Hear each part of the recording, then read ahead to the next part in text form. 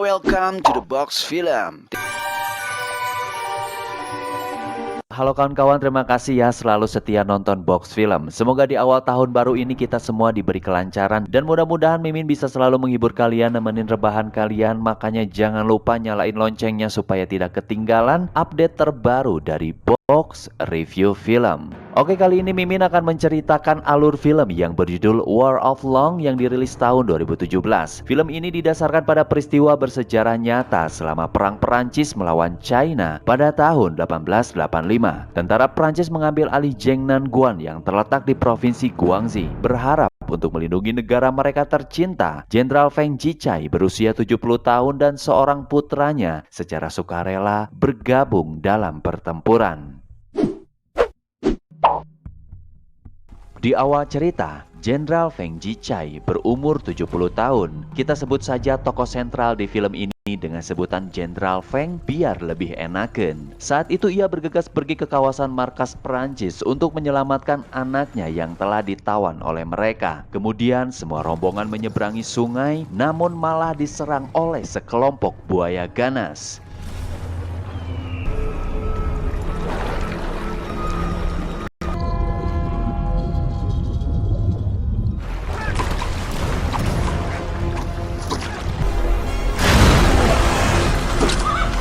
Hingga mereka sanggup menghindar, namun seekor kuda tidak berhasil diselamatkan.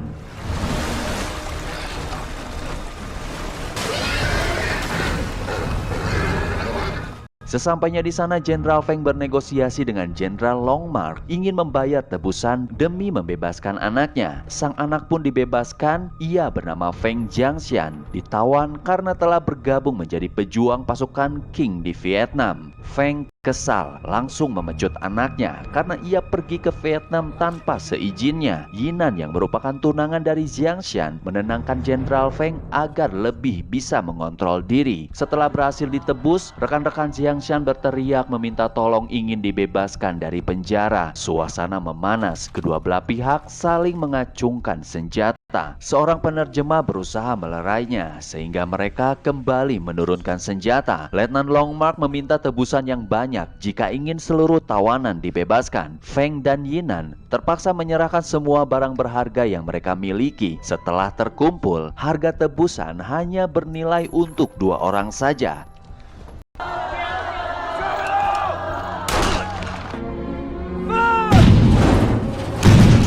Musim gugur 1884 pada tahun ke-10 di bawah pemerintahan Kaisar Guangzhou. Tentara Qing atau tentara China dikalahkan Vietnam sehingga tentara Prancis yang pada saat itu bersekutu dengan Vietnam mulai menyerang China di Guangxi.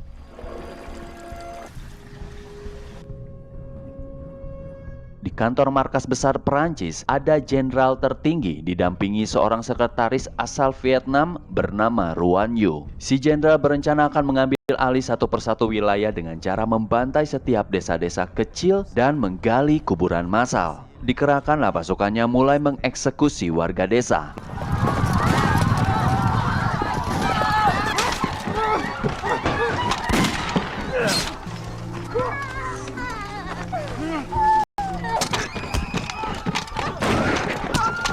Longmark, si letnan asal Afrika, memimpin pasukan mengumpulkan warga desa ke tengah lapang lalu menghabisi semuanya.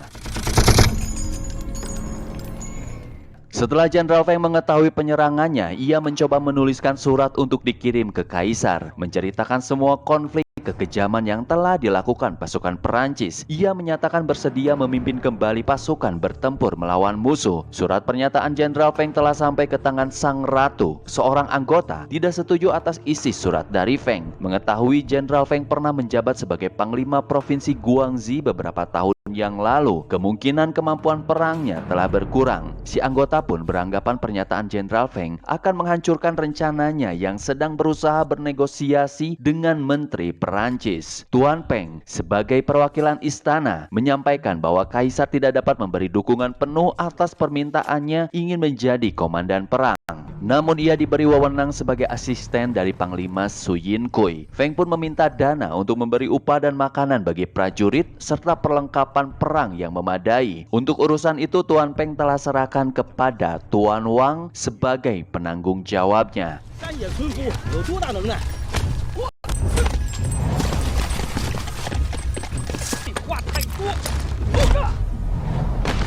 Di tengah kota, ada sekelompok penduduk berduyun-duyun pergi meninggalkan desa tempat tinggalnya. Mereka ketakutan karena pasukan Perancis sedang gencar-gencarnya membantai setiap desa yang tersebar di kawasan Guangxi. Di markas besar Perancis, komandan mengumpulkan ribuan pasukan bersiap menyambut perang besar melawan China di kawasan Guangxi. Di perjalanan, si jenderal mendapatkan perintah dari komando tertinggi untuk segera mundur karena belum saatnya menyerang lebih jauh lagi masuk ke kawasan Guangxi. Namun si jenderal tidak ingin mundur. Ia kerahkan Letnan Longmark memimpin pasukan Vietnam menyerang kota Longlin. Terjadilah pertempuran yang dimana pasukan Haiqi, salah satu divisi pasukan Cina, berhasil dibantai oleh serangan Prancis yang dipimpin Letnan Longmark. Mengetahui itu, Jenderal Feng nekat ingin melakukan serangan balik mengerahkan pasukannya ke kota Longlin, sehingga Su Yinkui marah besar. Feng berani bertindak tanpa seizinnya. Demi menempuh jalur cepat ke kota Longlin, Jenderal Feng berserta anak buahnya masuk ke dalam gua Kars. Kemudian, mereka harus menyelam beberapa kilometer menuju mulut goa berikutnya.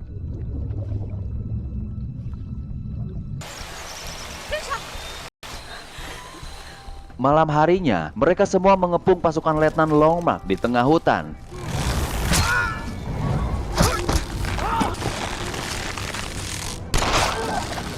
Serangan kejutan membuat mereka terpojok sehingga Longmark mencoba kabur, namun ia kembali masuk perangkap. Setelah si jenderal tahu Longmark telah ditangkap pasukan Feng, ia perintahkan Ruan Yue karena menguasai bahasa Vietnam dan China pergi ke markas besar Jenderal Feng untuk melakukan negosiasi agar Longmark dibebaskan.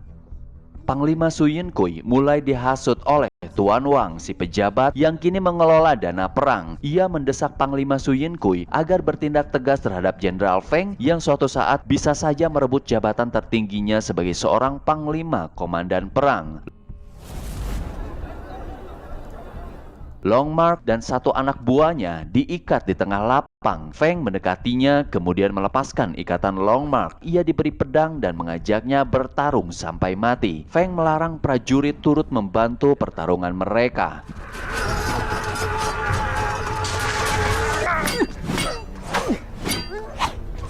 Nampaknya serangan Longmark membuat Feng sedikit kewalahan hingga ia terpental.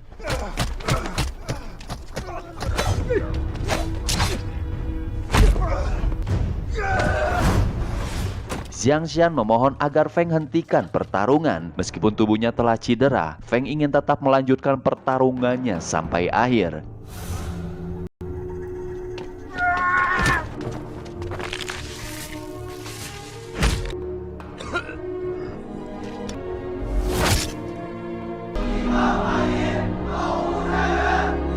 Setelah itu, Panglima Su Yinkui dan Tuan Wang datang ke kawasan Jenderal Feng untuk menyerahkan bantuan senjata dan dana bagi prajurit perang. Kemudian, Su Yinkui memberikan satu buah senjata api kepada Feng yang dikirim dari sekretaris istana.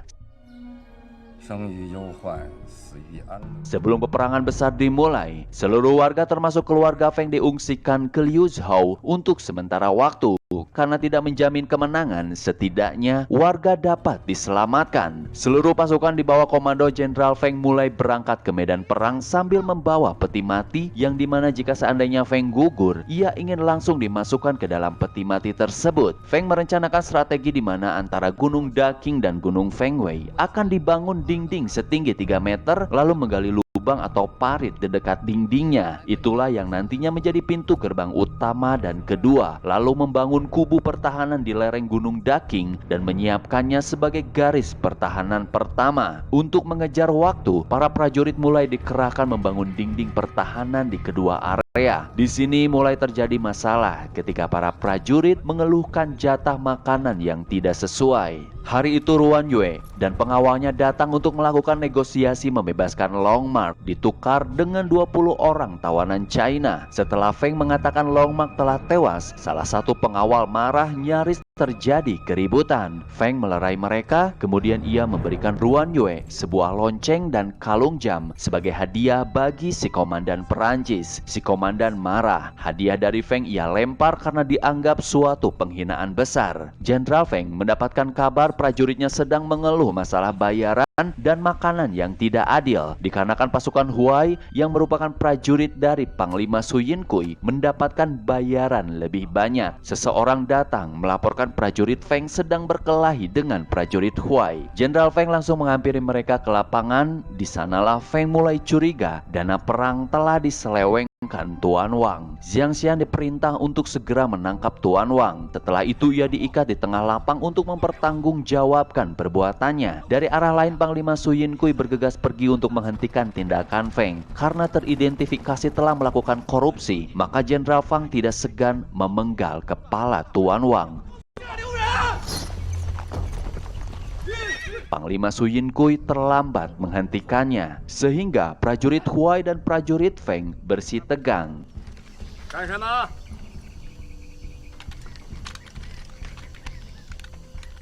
Jenderal Feng mengajak Panglima Su Yinkui bicara empat mata. Ia menunjukkan bukti kejahatan Tuan Wang. Jika kasus itu sampai ke Kaisar, maka Panglima Su Yinkui pun dapat terseret ke dalam masalah tersebut. Ternyata hampir semua pejabat yang mendampingi Panglima Su Yinkui mengetahui tindakan korupsi tersebut yang dianggap sudah biasa di pemerintahan. Panglima Su Yinkui terpaksa membakar berkas catatan Tuan Wang. Semakin hari, pasukan Jenderal Feng terus gencar memasuki markas musuh untuk membebaskan para tawanan dengan cara melakukan serangan kejutan.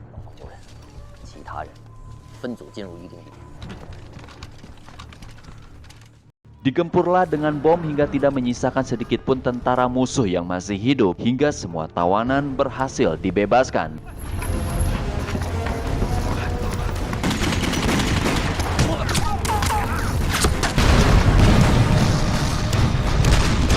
Kemudian, sebagian kelompok ditugaskan melakukan misi menghancurkan gudang senjata musuh. Yinan ikut serta di dalam misi tersebut. Seperti biasa, mereka akan menyelam melewati gua sebagai jalur rahasia yang paling aman. Namun, setelah nyaris naik ke permukaan, ternyata musuh telah memasang jebakan. Setengah dari mereka tewas. Untungnya Yinan berhasil selamat. Ia terpaksa kembali lagi dengan sekuat tenaga menyelam ke dalam gua. Dikarenakan misinya gagal, kini prajurit dikerahkan ke area sungai untuk menyerang kapal pembawa persediaan senjata dari Vietnam. Sedangkan di tempat lain sejumlah meriam mulai dipasangkan di gerbang utama dan kedua. Kini kapal musuh telah tiba. Semua prajurit bersiap menyerang.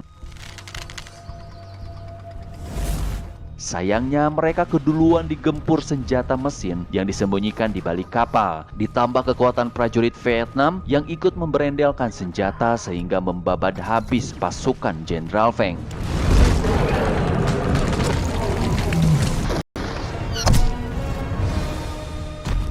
Yinan bersama kelompok perempuan yang lain berlari masuk ke dalam sungai, namun yang bertahan hanya 2 orang. Mereka menyelam berusaha menenggelamkan rakit musuh. 1 orang tewas, yang bertahan tinggal Yinan. Ia berhasil membantai semua prajurit Vietnam.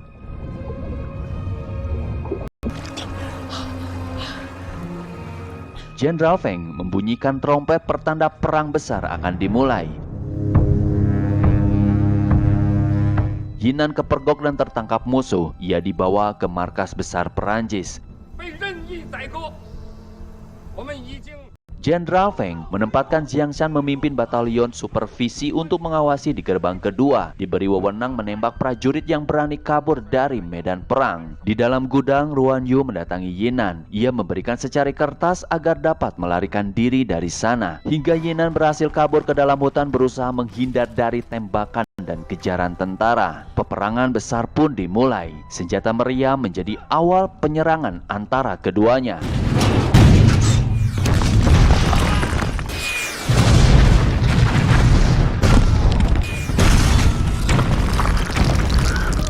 Setelah pengeboman, kini musuh mengerahkan kekuatan serangan pasukan Vietnam. Prajurit Feng menghalau mereka dengan serangan meriam.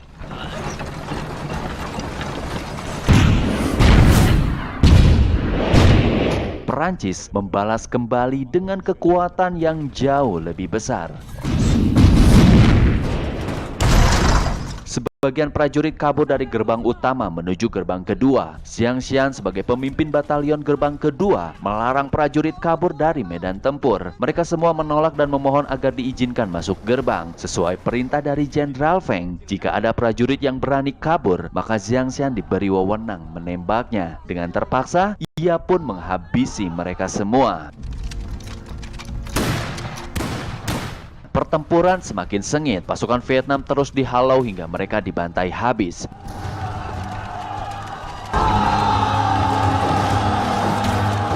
Membuat Jenderal Prancis marah dan memilih meluncurkan kembali serangan meriam.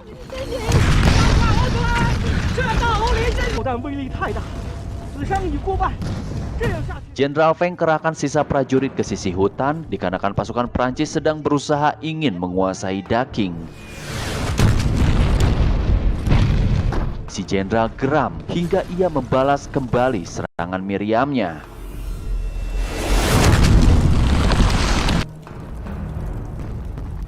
Setelah senjata meriam habis dihancurkan, pasukan Feng memilih bertarung manual menggunakan pedang menyerang balik pasukan Perancis.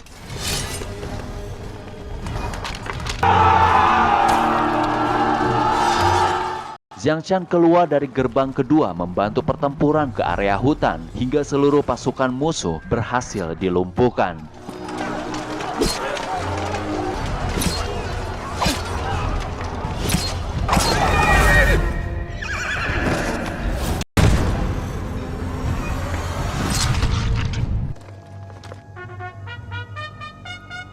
Di malam hari, Jenderal Feng berusaha menyusun rencana meskipun kondisinya semakin genting. Mengingat hampir setengah dari pasukannya telah tewas, ia tidak mau mundur apapun yang terjadi.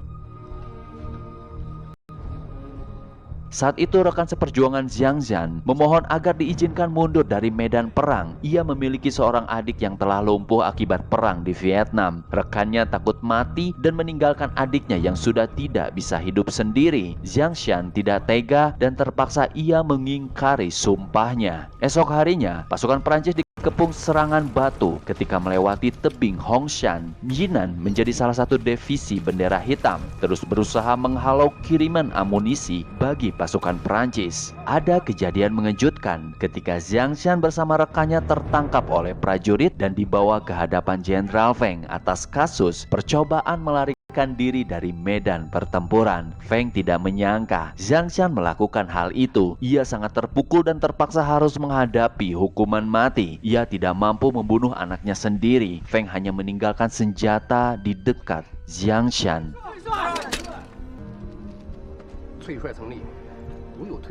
Jiang Xian berjanji akan terus berperang di alam yang lain. Kemudian ia pun mengakhiri hidupnya sendiri.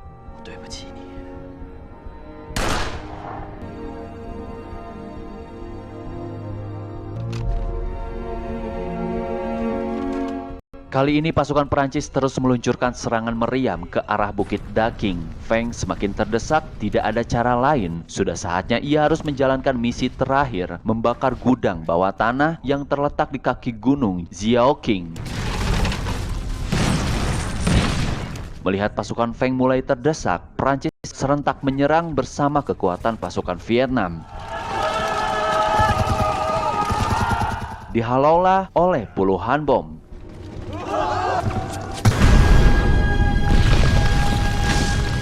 Setelah itu, pasukan Feng balas menyerang hingga terjadilah pertarungan sengit. Si jenderal sudah bisa menebak pertarungan pedang memang keahlian pasukan Feng. Ia yakin Feng pasti menang. Ia perintahkan luncurkan meriam ke arah mereka meskipun bala tentaranya harus ikut kena tembak. Mei beserta anak buahnya mulai mempersiapkan membakar gudang bawah tanah. Setelah siap, ia perintahkan anak buahnya pergi sejauh mungkin dari kawasan dan Mei memilih mengorbankan dirinya.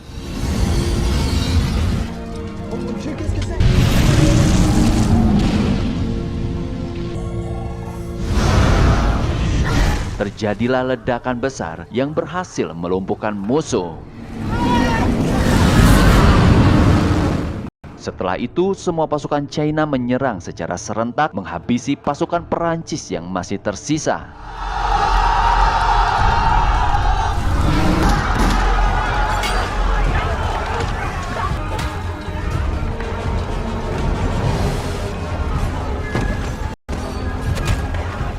Si jenderal ingin meluncurkan lagi serangan meriam, namun bola meriam mereka telah habis total hingga pasukan Perancis dinyatakan kalah telak.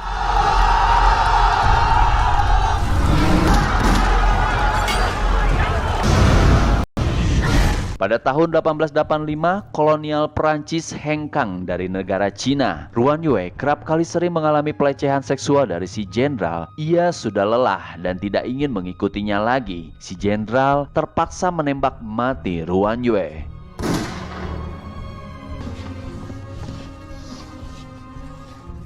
Di atas tebing, Jenderal Feng menyaksikan kepergian pasukan Perancis. Ia menyalakan rokok dengan korek api pemberian anaknya. Dari arah belakang, Yinan menyaksikan kesedihan dari Jenderal Feng. Dan cerita pun berakhir.